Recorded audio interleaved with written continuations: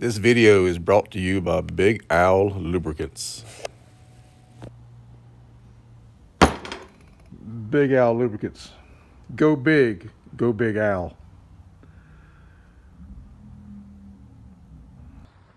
Okay, folks, Bob here. So I'm working on the starter on the drag car. One of my drag cars. I got two, but this particular one is a Smallblock Mopar, and this is the starter that was on it when I bought the car. And it's just making a little bit of a noise. It's probably okay, but I went on and took it off. We bench tested, and it's got just a little. When you first hit, it's got a little. Maybe a bearing's getting a little weak. So I went on and bought another one, but there are differences in these starters. How they connect in this one here, I'll show you here in a minute. But this one here, the one that came off of it, is quite a bit heavier. It looks like this is 7 pounds. Going off my bathroom scales that I keep in my shop. 7 pounds, and this one here is a pound lighter. The new one, 6 pounds. So it's 1 pound lighter. Now the differences that I can see, I did measure the depth of the drum, what you want to call it here, this piece here. That wouldn't be called a drum, I'm not sure what it's called, but it does. It's just under 3 inches, the same. The gear on this one's exposed. See this one here, I don't know, but the body is shorter by about 1/2 inch, but it appears to be a little thicker. We're gonna get some measuring out here and just look at that and see, but should work though. Okay, I measured them, and believe it or not, the new one's about 1/4 inch narrower across this way. That's not the most accurate way to measure. As you can see, it's coming out at about 5.5, roughly, not quite 5.5. And this one over here is, it's hard to measure that way. If I was coming out a quarter, I used this piece of wood and just flattened it out, but I don't know what to tell you there.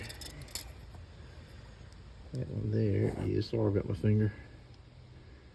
Hard to hold it steady, but that's about 5 1/4. This one here, something to rest my hand on, is also, I guess they're the same, 5 1/4. Okay, this one here just looks fatter. This one here looks fatter. But anyhow, I'm a little concerned about the where they put the connections. Looks like they moved them over. That might be interfere with a header. So I'm not real crazy about that. I may have to take this piece here off.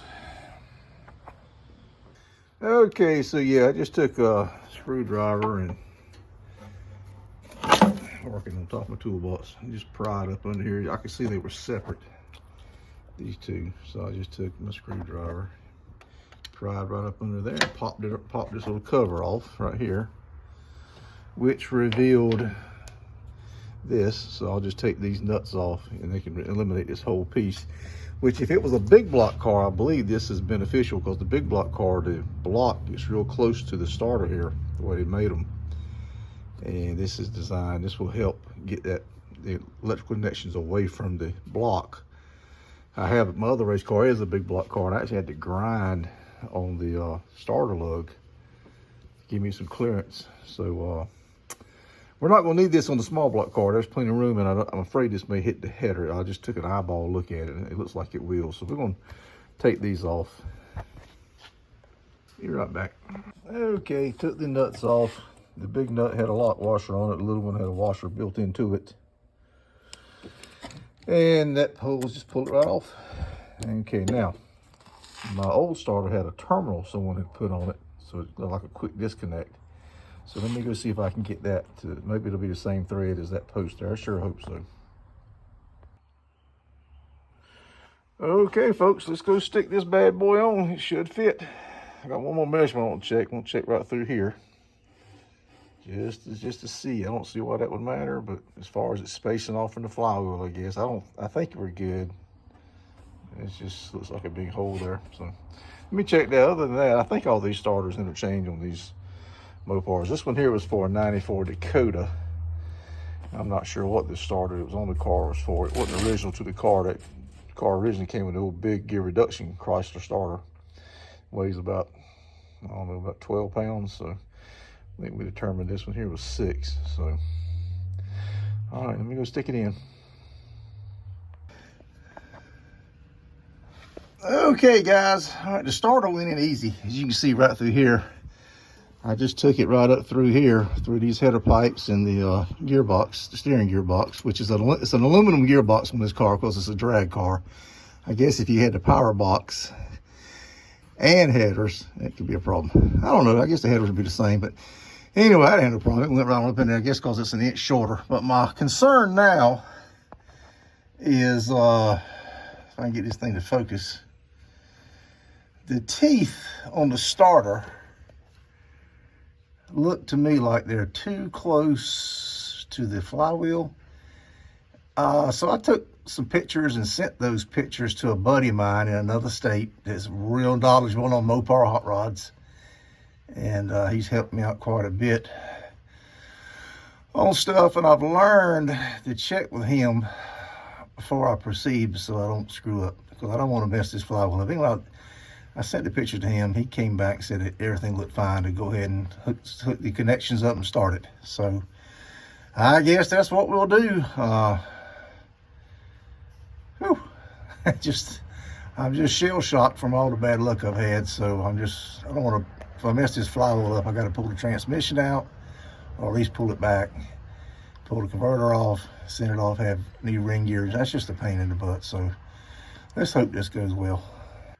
Okay, folks, is it going to start?